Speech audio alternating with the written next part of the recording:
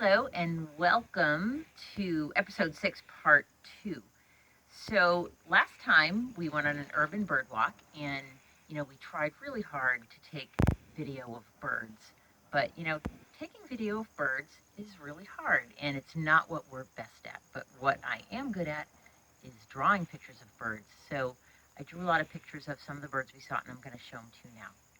I'm going to start with the most common bird that you're most likely to see, which is the pigeon, or as some people know it, the rock dove.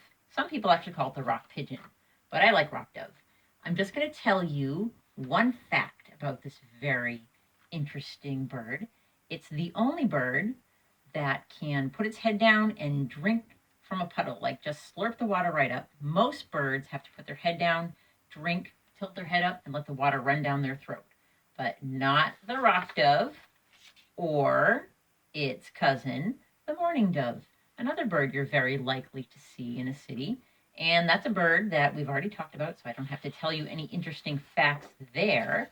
But an interesting fact about the house sparrow is that it's another one of those European imports.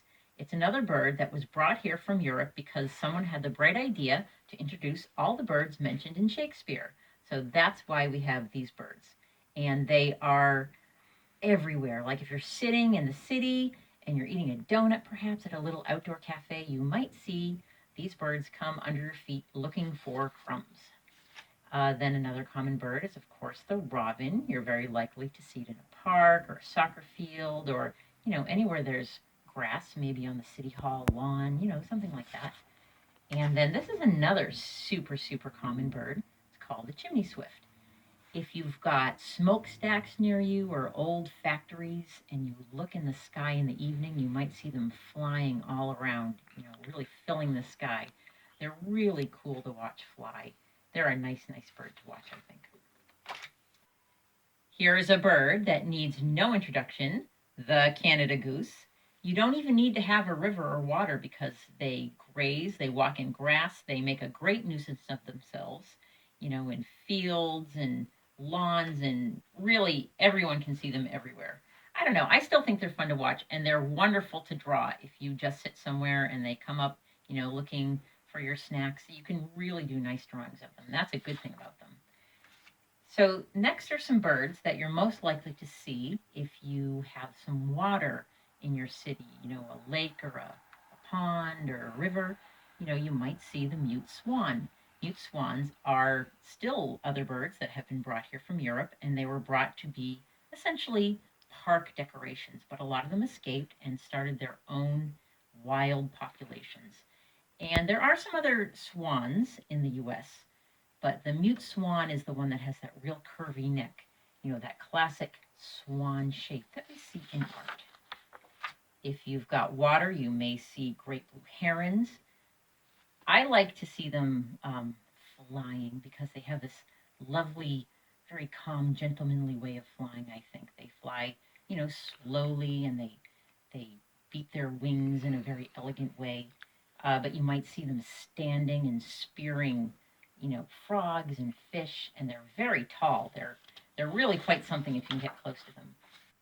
The double-crested cormorant is our most common cormorant.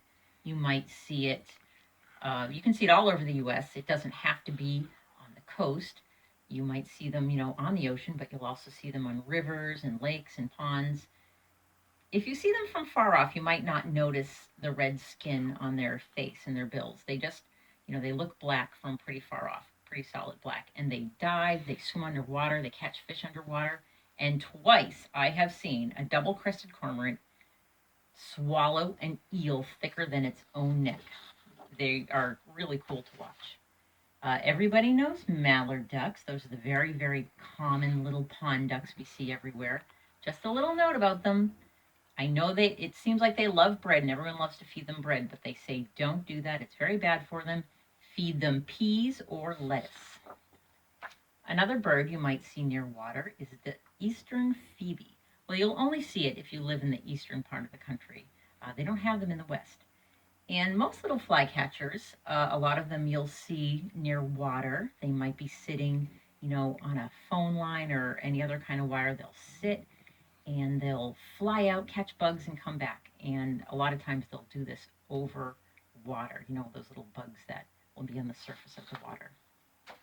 Then we've got some blackbirds, all very common, and some people cannot tell these next three birds apart, which I find rather strange because I think they look very different. Okay, the first one we saw starlings, and that's a bird we've talked about before. They often have a yellow bill. They're sort of short and stumpy, and they make all kinds of funny noises. They're really great fun to watch. I don't think they could possibly be confused with the crow because the crow is solid black, no iridescent colors, a lot bigger than the starling, and a very different sound. You know, they caw, and they live in these great big family groups, and they're very clever. You might see them getting into trash and dumpsters, and they're always around. And they too are very different from the grackle. We saw a common grackle, and the common grackle is only found in the eastern part of the United States. There's two other kinds of grackles that have much bigger tails, but we found the common grackle, and this is another bird that's got iridescent colors. You can see blue and purple and green in the feathers around its neck, and it's also got a bright yellow eye. And my last two birds were a bit of a surprise. I was very surprised to see a Downy Woodpecker. That was really fun. And this bird is super common, our most common woodpecker throughout the United States. And if you see a woodpecker and it's got some red on its head, it's a male. The females will not have that red. And the bird I was most surprised to see was the Cedar Waxwing. That was so cool. And this is a bird I've seen so often this spring. And I think it's the kind of thing when I pay attention to them, I start seeing them because you got to hear them first. They're often really hidden in the tops of trees, and they make this really, really hard to hear sound. But if you look for them, listen for them, you will definitely be rewarded. Thank you so much for tuning in. I was thinking, though, that we didn't do any drawing this time or last time. Well, I did drawing. I did this, you know, this big stack of bird drawings. And I actually did, you know, some for the other videos. So they're starting to sort of pile up. So I've got all these drawings, and I'm not really sure I have anywhere to put them because, I mean, as you can see, it is neat as a pin in here. You would think I would have room for more bird drawings, but perhaps not. So here's my brilliant idea. I was thinking if you guys out there wanted to do a bird drawing for me, you know, show me if you've been doing some bird drawing. If you sent me one of your drawings, I would send you one of mine. And if you send me a bird drawing, I'll actually put it in one of my next videos. So I'm going to give you the address of Candlewick, the publisher of Look Up. So send it to me, care of Candlewick Press, 99 Dover Street in beautiful Somerville, Mass. 02144, and I will definitely send you one of my bird drawings. And let me just tell you, sending mail, getting mail are two of my favorite things in the world, and I hope you like getting mail too. So thanks again, and I'll see you next time. Bye.